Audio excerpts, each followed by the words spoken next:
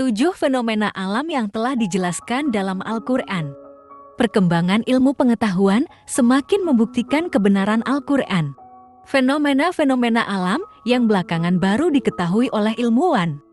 Ternyata sudah tertulis di dalam Al-Quran yang notabene diwahyukan kepada Nabi Muhammad SAW kurang lebih 14 abad yang lalu. Maka kita sebagai Muslim harus yakin dengan Al-Quran. Kehadiran Al-Quran seringkali hanya kita lantunkan dengan indah, namun juga perlu bagaimana menyelami Al-Quran sampai mengkajinya, mendalaminya sesuai dengan keilmuan masing-masing. 1. Dua laut yang bertemu, namun airnya tidak menyatu. Di dalam Al-Quran telah dijelaskan bahwa ada dua laut yang saling bertemu, namun keduanya tidak menyatu. Ini terjadi di Selat Gibraltar yang menghubungkan lautan Mediterania dan Samudra Atlantik. Para ilmuwan menjelaskan, fenomena tersebut terjadi karena air laut dari Samudra Atlantik dan dari Laut Mediterania memiliki karakteristik yang berbeda dilihat dari suhu air, kadar garam, dan kerapatannya. Bertemunya dua lautan ini dijelaskan Al-Quran dalam surah Ar-Rahman ayat 19-20. Dia membiarkan dua lautan mengalir yang keduanya kemudian bertemu. Antara keduanya ada batas yang tidak dilampaui masing-masing. Qis Ar-Rahman 19:20. 2. Api di dasar laut. Seorang ahli geologi asal Rusia Anatol Zbagovich dan Yuri Bagdanov seorang ilmuwan asal AS meneliti kerak bumi dan patahannya di dasar laut lepas pantai Miami. Mereka kemudian menemukan lava cair yang mengalir disertai abu vulkanik yang suhunya mencapai 231 derajat Celcius. Fakta sains ini disebutkan dalam Al-Quran Surah At-Tur ayat 6. Dan laut yang di dalam tanahnya ada api Qis At-Tur 6. 3. Garis edar tata surya. Ahli astronomi menyatakan bahwa matahari memiliki kecepatan bergerak sebesar 720 0 km per jam ke arah bintang Vega yang telah disebutkan dalam Al-Quran, di mana matahari tetap beredar di garis edarnya. Selain matahari, semua planet dan satelit dalam sistem gravitasi matahari bergerak sesuai garis edar yang telah ditetapkan. Hal ini dijelaskan di dalam Al-Quran Surah Al-Anbiya ayat 33. Dan dialah yang telah menciptakan malam dan siang, matahari dan bulan, masing-masing dari keduanya itu beredar di dalam garis edarnya. Qis Al-Anbiya 33. 4. Ledakan raksasa Big Bang. Big Bang diyakini sebagai peristiwa yang menyebabkan terbentuknya alam semesta.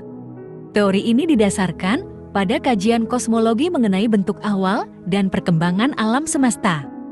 Dan, apakah orang-orang kafir tidak mengetahui bahwasanya langit dan bumi itu dahulu adalah suatu yang padu? Kemudian kami pisahkan keduanya, dan dari air kami jadikan segala sesuatu yang hidup. Maka mengapakah mereka tidak juga beriman?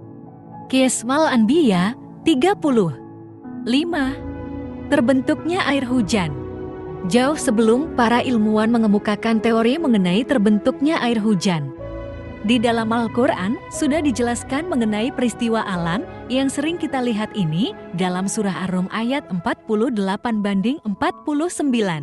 Allah, dialah yang mengirim angin, lalu angin itu menggerakkan awan dan Allah membentangkannya di langit menurut yang dikehendakinya dan menjadikannya bergumpal-gumpal, lalu kamu lihat hujan keluar dari celah-celahnya, maka apabila hujan itu turun mengenai hamba-hambanya yang dikehendakinya.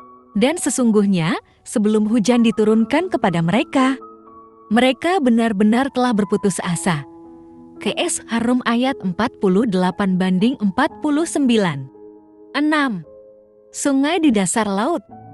Fenomena sungai di dasar laut ditemukan oleh ilmuwan asal Prancis Jacques-Yves Postel. Para ahli menyebut fenomena sungai di dasar laut sebagai lapisan hidrogen sulfida karena air yang mengalir di sungai dasar laut ini memiliki rasa air tawar. Selain itu, sungai dasar laut ini ditumbuhi daun-daun dan pohon. Al-Quran Surah Al-Furqan ayat 53 menjelaskan fenomena ini.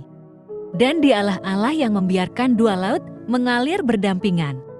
Yang satu tawar dan segar dan yang lainnya asin, Dia jadikan antara keduanya dinding dan batas yang tidak tembus. Qs Al-Furqan 53. 7. Sidik jari manusia.